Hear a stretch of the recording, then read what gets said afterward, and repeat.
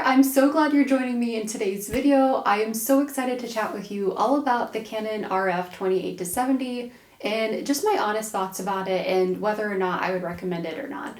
So I am going to start off by saying I absolutely love this lens. It is my most used and I definitely would recommend it, but not for everyone, and I'll get into that in just a second. So just for some context, I have been using this lens for a little bit over 2 years now, and prior to that, I primarily shot with a 35mm and a 50mm. Those were my absolute go-tos. For my style specifically, I don't use an 85 very often. It's just not my favorite. So the 35 and the 50s were primarily my go-to, like I said. So having this lens really replaced the need for me to constantly be getting out my 35 or my 50 and be changing between the two. So I want to start off with the pros of this lens, why I've really enjoyed using it, and some things that were really big game changers when I switched to using this lens versus my other primes. So really being able to shoot all the way down to 2.0 is really what was such a game changer for me, because I primarily shot at 2.0 anyway with my 35 and my 50. Every now and then I would go down to like 1.4 or 1.8, and talking about aperture here. So when I realized that this lens could have the capability to shoot at 2.0 at a range between 28 and 70, that was a really big game changer for wedding days specifically, because I no longer had to be lugging around all my lenses and constantly changing, but I really had the convenience of having basically a lens that could kind of do it all in a sense. And being able to have that kind of versatility on a wedding day when time is very, very limited was absolutely a game changer. Another thing too is I do still have my other prime lenses, but I felt like this lens with its prime level capabilities, I really don't use them as much anymore.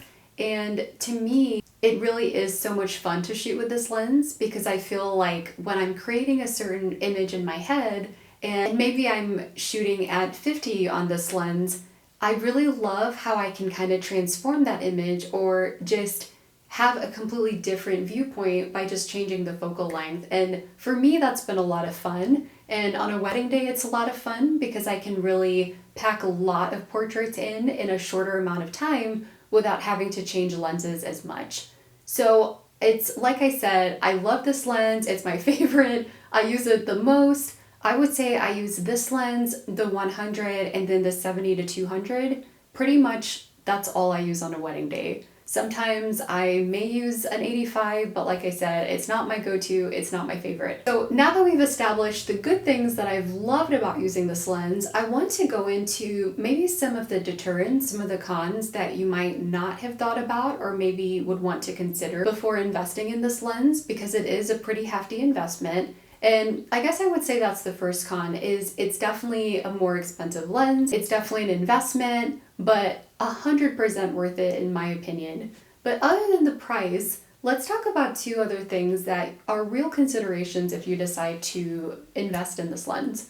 So the first thing is I did notice that the capabilities, being able to switch from one focal length to another so quickly, is of course a huge blessing. It's such a wonderful feature to have on a wedding day. But I did notice that sometimes I was getting a little lazy with how I was shooting, and let me explain that a little further. So I'm actually recording this video with this lens right now, so you're getting to kind of see it in action. But I noticed that instead of actually moving my feet and moving backwards or getting closer, I realized that with this lens, I could just switch the focal length. If I wanted to be closer, I could just turn it up to 70, or I could, take a step back or not take a step back, but I could go a little bit wider. And I noticed that I wasn't getting as many interesting angles as I wanted to. I noticed that I was getting a little lazy. Instead of moving my feet, I was just changing the focal length. And lucky for me, I realized that really, really quickly. And what I decided to do instead is I would just keep my focal length as is. I wouldn't change the length unless I was changing the position that I was in. So if let's say I would naturally shoot with a 50, so let's pretend I'm holding my camera here. If I was shooting at 50 And if I wanted to get a wider angle, I would genuinely move my body, move my feet backwards. Then with the 28-70, I would make sure that I did that instead of compensating by just changing the focal length on my camera. So that was something I just became a little bit more mindful of. But I'm really glad that I had the prime lenses before investing in this lens to really show me what I wanted to create and what lens I would utilize to create that desired result. Instead of, if this was my very first lens and I had never used prime lenses before, I think it would be a little tricky to kind of know the difference between utilizing this lens for what a good tool it is and just the versatility versus not really understanding prime lenses and what each one creates uniquely. So I would not recommend this for a beginner. I think, me personally, my own opinion, I think it's really valuable to have the knowledge of using prime lenses and knowing what each one uniquely creates and the look that goes into it and just the style, the composition, just really understanding that before diving into a lens that can kind of do it all in a sense. But it's something that even I had to kind of catch myself on a wedding day and be like, oh, I'm not taking 10 steps back, to get a wider shot. I'm just going from 50 to 28 and boom, there's my wider shot. So just being really, really mindful of that and just kind of putting some boundaries around how you're shooting, that was really, really helpful for me.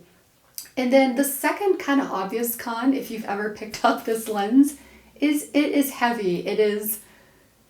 It's one of those things that it doesn't feel too bad at first, but after, 8 to 10 hours on a wedding day, you will really feel the weight of this. When you pop a flash on the top, you will absolutely feel the weight of this. So just being really mindful of that. It's not impossible. Like I said, I've been using it for 2 years. I absolutely love it. But there are times when I will switch back to a prime because it's just really heavy. So ultimately, I highly recommend it. I am not sorry I bought this. I have loved it. It is my favorite.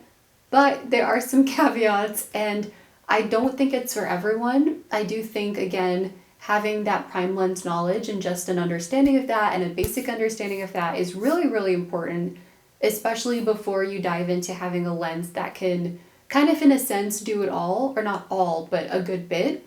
But I don't think you'll regret it if you are not a beginner. I think, especially if you're a wedding photographer, I highly, highly recommend it.